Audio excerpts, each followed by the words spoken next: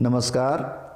आज हम करते हैं कक्षा 6 की पाठ्य पुस्तक हमारा राजस्थान का 9वां लेसन और यह है राजस्थान में आधारभूत सेवाएं। देखिए, किसी भी राज्य की विकास के लिए वहाँ की आधारभूत सेवाएं हैं वो महत्वपूर्ण योगदान रखती हैं और प्रत्येक राज्य के विकास के लिए कुछ मूलभूत सेवाओं की आवश्यकता होती है, जिनमें शिक्षा, चिकित्सा, परिवहन, स्वास्थ्य आदि होती हैं और ये सेवाएं उपलब्ध करवाना सरकार का प्रमुख दायित्व होता है। और इस पाठ के अंदर हम इन्हीं सेवाओं का, इन्हीं दायित्वों का अध्ययन करेंगे। जैसे सबसे पहले हम बात करते हैं शिक्षा। देखिए, शिक्षा का मूल उद्देश्य क्या होता है कि व्यक्ति की जन्मजात क्षमताओं को विकसित करना। ठीक है, यानी शिक्षा मनुष्य की जन्मजात क्षमताओं के विकास के साथ साथ उसमें चारित्रिक एवं व्यक्तित्व विकास का मार्ग प्रशस्त करती है। शिक्षा व्यक्ति के जीवन में आगे बढ़ने, सफलता प्राप्त करने, समाज और देश का विकास करने का एक मुख्य जरिया है या मुख्य माध्यम है। और इन सब में यदि सर्वोपरि बात करें तो वह है विद्यालय शिक्षा, क्योंकि शुरुआत यहीं से होती है। राज्य सरकार द्वारा सभी बच्चों को शिक्षा प्राप्ति के अवसर सुलभ हों, इसके लिए प्रयास किए जाते हैं। हमारे राज्य राजस्थान में विद्यालय के लिए या विद्यालय शिक्षा के लिए उच्च माध्यमिक, माध्यमिक, उच्च प्राथमिक, प्राथमिक आदि विद्यालय संचालित है। संस्कृत शिक्षा राज्य की शिक्षा व्यवस्था का एक महत्वपूर्ण आयाम है। राज्य में उच्च शिक्षा हो, इसके लिए विश्वविद्यालय और महाविद्यालय भी विद्यमान है। इसी तरह तकनीकी और मेडिकल शिक्षा के संस्थान भी राज्य के अंदर विद्यमान हैं, जिनकी व्यवस्था राज्य सरकारों के द्वारा की जाती है। तो इन्हीं में सबसे पहले देखते हैं शिक्षा का अधिकार। देखिए, शिक्षा का अधिकार अधिनियम ये 6 से 14 साल के बच्चों को निःशुल्क और अनिवार्य शिक्षा प्रदान करता है। कितने साल के बच्चों को? 6 से 14 साल के बच्चों को। देखिए, 86वां संविधान संशोधन करके 2002 के अंदर, ठीक है, 86वां संविधान संशोधन करके 2002 में शिक्षा का अधिकार अधिनियम लाया गया और उसे संविधान के अनुच्छेद 21A में रखा गया। ठीक है, यानी मूल अधिकारों के रूप में भी इसको 21A अनुच्छेद में जगह दी गई है। ठीक है, तो ये 6 से 14 साल के बच्चों को है।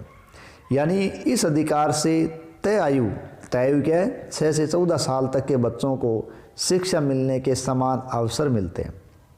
यह अधिनियम बच्चों को शिक्षा प्राप्त करने की सुविधा देता है, तो वहीं ये अभिभावकों का ये दायित्व बनाता है कि वह विद्यालय में बच्चों को प्रवेश दिलाए, ये उनका कर्तव्य हो जाता है। विद्यालयों में बेहतर भौतिक सुविधाएं उपलब्ध करवाना ये राज्य सरकार का काम होता है, जिसके लिए राज्य सरकारें निरंतर प्रयासरत रहती हैं। एक प्रोग्राम है शाला दर्पण। देखिए, शाला दर्पण पोर्टल के माध्यम से ये प्रयास किया जाता है कि किसी भी विद्यालय की स्थिति है उसको देखा और समझा जा सके। क्योंकि शाला दर्पण के माध्यम से एक विद्यालय की समस्त जानकारियाँ प्राय मिल जाती हैं, बच्चों को अच्छी शिक्षा मिले। इसके लिए राजस्थान में निःशुल्क शिक्षा, निःशुल्क पाठ्य पुस्तक, विविध प्रोत्साहन पुरस्कार, छात्रवृत्ति, छात्रावास और भोजन व दुग्ध वितरण की सुविधा उपलब्ध करवाई जाती है। देखिए, ये इनमें यहाँ दुग्ध वितरण की बात आई है, तो यहाँ थोड़ी सी चर्चा करना हमारे लिए आवश्यक हो जाता है। देखिए, दुग्ध जो योजना है वो 2 जुलाई, कब की बात है? 2 जुलाई 2018 को शुरू हुई थी। कब हुई थी? 2 जुलाई 2018। इसके तहत जो 1 से 5 क्लास के बच्चे थे उनको 150 मिलीलीटर और जो 6 से 8 क्लास के बच्चे थे उनको 200 मिलीलीटर दूध रोज़ दिया जाता था। ठीक है, तो 2 जुलाई 2018 को दुग्ध योजना शुरू हुई, जिसमें 1 से 5 क्लास के बच्चों को 150 मिलीलीटर तथा 6 से 8 क्लास के बच्चों को 200 मिलीलीटर दूध देने का प्रावधान था। लेकिन हाल ही के अंदर 15 दिसंबर, कितनी तारीख है? 15 दिसंबर 2020 को राज्य सरकार ने इस योजना को बंद करने की घोषणा कर दी है, तो इसे विशेष ध्यान दें। ठीक है। इसके अलावा बेहतर परीक्षा परिणाम देने वाले विद्यार्थियों को राज्य सरकार द्वारा प्रोत्साहन दिया जाता है। इस प्रोत्साहन के रूप में इंदिरा प्रियदर्शनी पुरस्कार है और गार्गी पुरस्कार है और अन्य प्रोत्साहन पुरस्कार दिए जाते हैं। इंदिरा प्रियदर्शनी पुरस्कार की बात करें, देखिए इसमें कक्षा 8वीं है, कक्षा 10वीं है या कक्षा 12वीं है। तो कक्षा 8, 10, 12 में जो विभिन्न वर्गों की बालिकाएं हैं और वो जिला स्तर पर प्रथम आती हैं, उनको पुरस्कृत किया जाता है।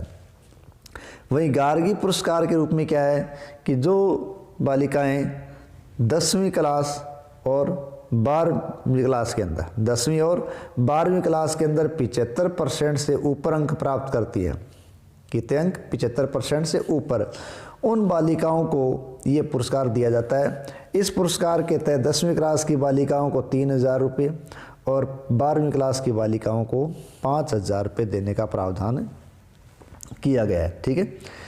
और ये जो पुरस्कार है गार्गी पुरस्कार, ये अक्सर बसंत पंचमी के दिन दिया जाता है। नेक्स्ट हम बात करते हैं साक्षरता की। देखिए साक्षरता है तो वो जनगणना का आधार वर्ष है 2011। इस 2011 की जनगणना के आधार पर राजस्थान की साक्षरता है वो रही है 66 पॉइंट समथिंग। ठीक है, यानी कितनी रही है? 66 पॉइंट समथिंग, या हम एक्यूरेट बात करें तो 66.11। इनमें पुरुषों की साक्षरता है 79.19 या 79.19 और महिला साक्षरता है 52.12 या 52.12। ये हमारे 2011 के आंकड़ों के अनुसार शिक्षा की स्थिति है।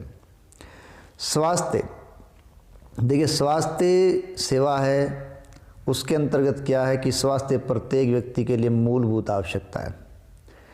उसका अर्थ ये नहीं है कि वो केवल शरीर से स्वस्थ रहे, बल्कि वो मानसिक और सामाजिक और बौद्धिक सभी प्रकार से वो स्वस्थ रहे। इसीलिए सरकारें क्या करती है, इन सभी स्तरों को ध्यान में रखकर अपने नागरिकों को पर्याप्त सुविधाएं देने का प्रयास करती है और सबके लिए स्वास्थ्य की संकल्पना को वो साकार करने के लिए अपना बेहतर प्रयास करती है। तो हमें क्या स्वास्थ्य सुविधाएं उपलब्ध है? ठीक है, देखिए राजस्थान की जनता के स्वास्थ्य कल्याण के लिए 1000 की आबादी पर, यहाँ ये ध्यान देने योग्य बात है, यानी 1000 की आबादी पर स्वास्थ्य उप केंद्र होता है। कितनी आबादी पर? 1000 की आबादी पर। 30,000 की आबादी पर प्राथमिक स्वास्थ्य केंद्र रखा जाता है। 30,000 की आबादी पर प्राथमिक स्वास्थ्य केंद्र और 1 लाख की आबादी पर सामुदायिक स्वास्थ्य केंद्र खोला जाता है। ठीक है, तो नागरिकों को आपातकालीन स्थिति में स्वास्थ्य और उनकी सुरक्षा के लिए 108 निःशुल्क आपातकालीन सेवा उपलब्ध करवाई गई है। राजस्थान में जयपुर, जोधपुर, अजमेर, बीकानेर, कोटा, उदयपुर आदि में आयुर्विज्ञान महाविद्यालय हैं। उन आयुर्विज्ञान महाविद्यालयों में विशेष चिकित्सा सुविधाएं उपलब्ध करवाई गई है। यानी आयुर्विज्ञान महाविद्यालय कहाँ कहाँ हैं? जयपुर, जोधपुर, अजमेर, बीकानेर, कोटा और उदयपुर। तो इन 6 स्थानों पर विशेष चिकित्सा सुविधा उपलब्ध करवाई गई है। जल्द ही राजस्थान के 33 जिलों में से 30 जिलों में सरकारी मेडिकल कॉलेज हो जाएंगे। तो ये विशेष ध्यान रखें कि राजस्थान में कुल जिले कितने हैं? 33। इनमें से 30 जिलों में सरकारी मेडिकल कॉलेज होने की पूरी संभावना हो गई है। क्यों? क्योंकि हाल ही के अंदर सरकार ने सवाई माधोपुर, कौन सा है? सवाई माधोपुर, इसके अलावा झुंझुनू, हनुमानगढ़, ठीक है, टोंक और दौसा, कितनी जगह हो गई? 5। यानी हाल ही में राज्य सरकार द्वारा सवाई माधोपुर, हनुमानगढ़, झुंझुनू, टोंक और दौसा 5 जिलों के अंदर नए मेडिकल कॉलेज खोलने की अनुमति दी गई है। अब राजस्थान के अंदर इन 5 की अनुमति के साथ ही केवल 3 जिले से बच गए जो मेडिकल कॉलेज से रहित होंगे। केवल 3 जिले, कौन कौन से? राजसमंद, ठीक है, जालोर और प्रतापगढ़। कौन कौन से जिले हो गए? राजसमंद, जालोर और प्रतापगढ़। ये 3 जिले स्वास्थ्य सुविधा की दृष्टि से मेडिकल कॉलेज रहित हैं अभी। बाकी 30 जिलों के अंदर मेडिकल कॉलेज हो जाएगा। स्वास्थ्य योजनाएं। राजस्थान में नागरिकों के स्वास्थ्य की कुशलता के लिए सरकार कई प्रकार की योजनाएं चला रही है, जिनमें आयुष्मान भारत, महात्मा गांधी राजस्थान स्वास्थ्य बीमा योजना, आयुष्मान भारत, महात्मा गांधी राजस्थान स्वास्थ्य बीमा योजना, मुख्यमंत्री सहायता और जीवन रक्षा कोष, मुख्यमंत्री राष्ट्रीय योजना, मुख्यमंत्री निःशुल्क दवा योजना, राजस्थान जननी शिशु सुरक्षा योजना आदि इसके महत्वपूर्ण उदाहरण है।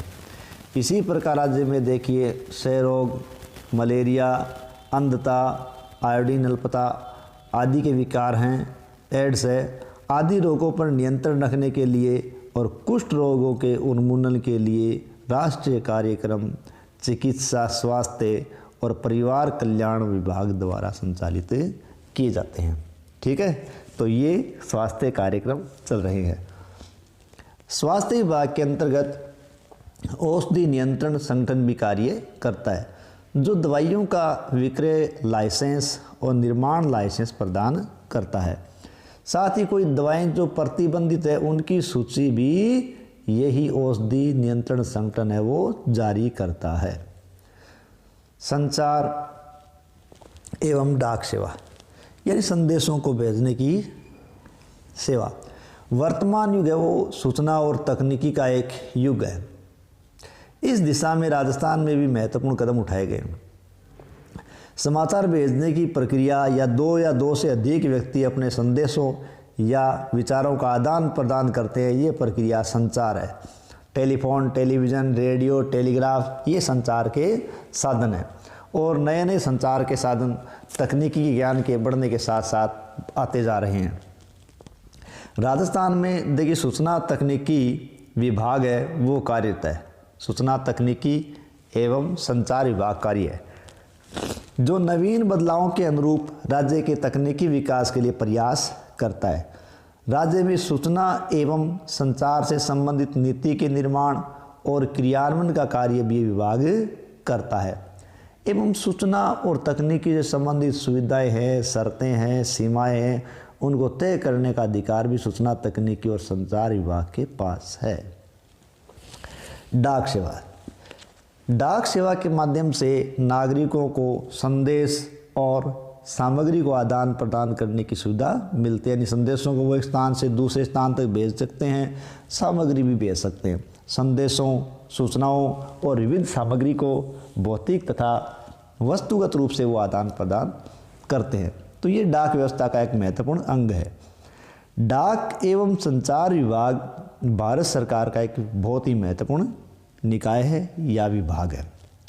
राजस्थान में भी डाक और इससे संबंधित सेवाएं हैं वो पर्याप्त रूप से उपलब्ध है। डाक विभाग के माध्यम से देखो सूचना प्रेषित करने के लिए हमें पोस्ट कार्ड की आवश्यकता होती है। ठीक है, डाक विभाग से सूचनाएं प्रेषित करने के लिए हमें क्या क्या चाहिए? या तो हमें पोस्ट कार्ड मिलता है या अंतर्देशीय पत्र, ठीक है, और लिफाफे। ये 3 साधन हैं। सूचना प्रेषित करने का साधन है पोस्ट कार्ड, अंतर्देशीय पत्र और लिफाफे।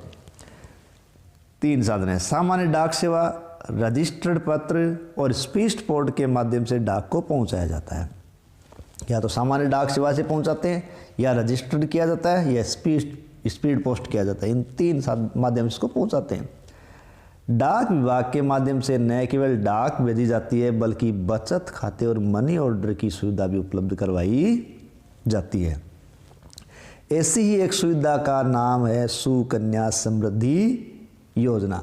देखिए सुकन्या समृद्धि योजना के अंदर क्या प्रावधान है कि बेटी की पढ़ाई और शादी के लिए डाक विभाग के पास सुकन्या समृद्धि योजना के तहत खाता खुलवाया जा सकता है और खाते से निश्चित समय के बाद राशि निकालने की सुविधा प्रदान की जाती है।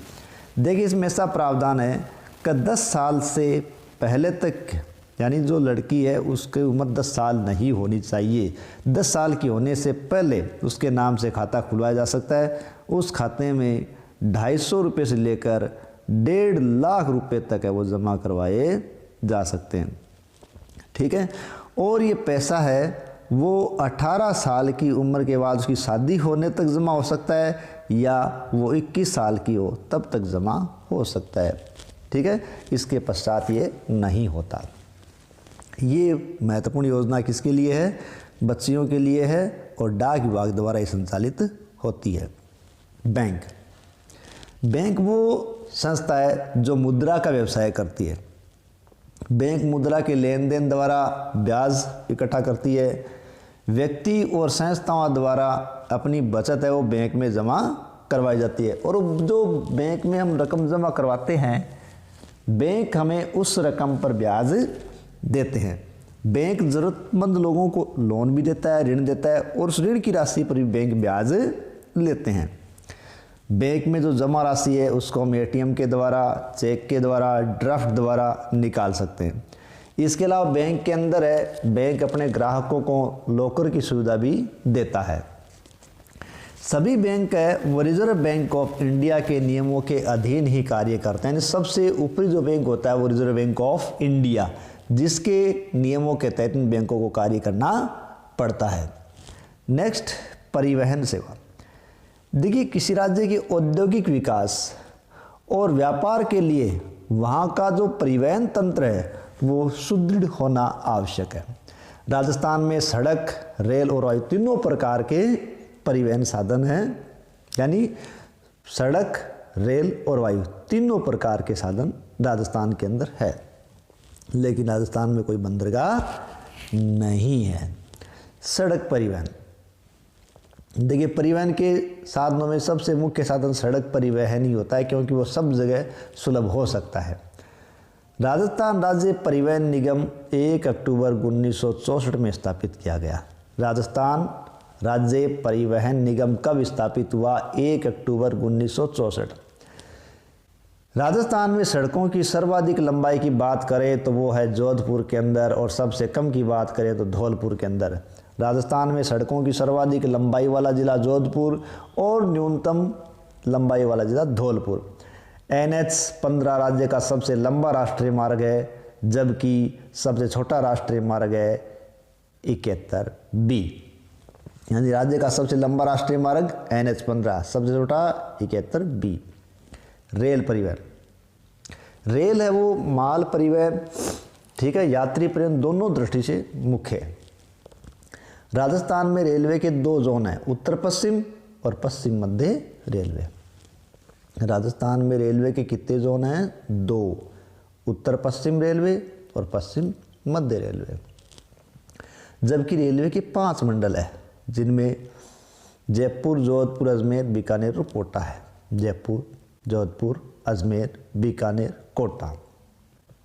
भारत का सबसे बड़ा रेलवे मॉडल कक्ष उदयपुर में है, या यूँ कहें भारत का सबसे बड़ा रेलवे मॉडल कक्ष उदयपुर के पश्चिमी रेलवे क्षेत्रीय प्रशिक्षण केंद्र में स्थित है।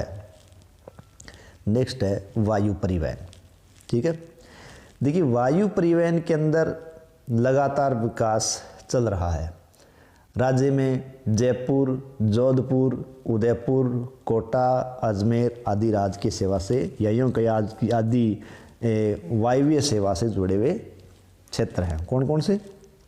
जयपुर, जोधपुर, उदयपुर, कोटा, अजमेर, ये वायु सेवा से जुड़े हैं। जयपुर का हवाई अड्डा है सांगानेर हवाई अड्डा। सांगानेर हवाई अड्डा राज्य का एकमात्र अंतर्राष्ट्रीय हवाई अड्डा है जहाँ से अंतर्राष्ट्रीय हवाई यात्राएं संचालित की जाती हैं। जबकि राज्य में बीकानेर, जैसलमेर, सूरतगढ़, बाड़मेर, फलोदी, रतनाड़ा हवाई अड्डा भारतीय वायुसेना के अधीन है। ठीक है, रतनाड़ा हवाई अड्डा है वो जोधपुर का हवाई अड्डा है। तो बीकानेर, जैसलमेर, सूरतगढ़, बाड़मेर, फलौदी, रतनाड़ा, ये हवाई अड्डे भारतीय वायुसेना के अधीन है। एकमात्र अंतर्राष्ट्रीय हवाई अड्डा है सांगानेर। ठीक है, देखिए विशेष हमें दी गई है कि राजस्थान में पहली रेलगाड़ी कब चली। राजस्थान के अंदर पहली रेलगाड़ी जयपुर रियासत में आगरा फोर्ट से बांदीकुई दौसा के बीच, जयपुर रियासत में आगरा फोर्ट से बांदीकुई के बीच अप्रैल 1874 में चली। तो पहली रेल कब चली? 1874 में। कहाँ? राजस्थान में। किन के बीच? आगरा फोर्ट से बांदीकुई दौसा के बीच। इसी के साथ अपना ये लेसन समाप्त होता है।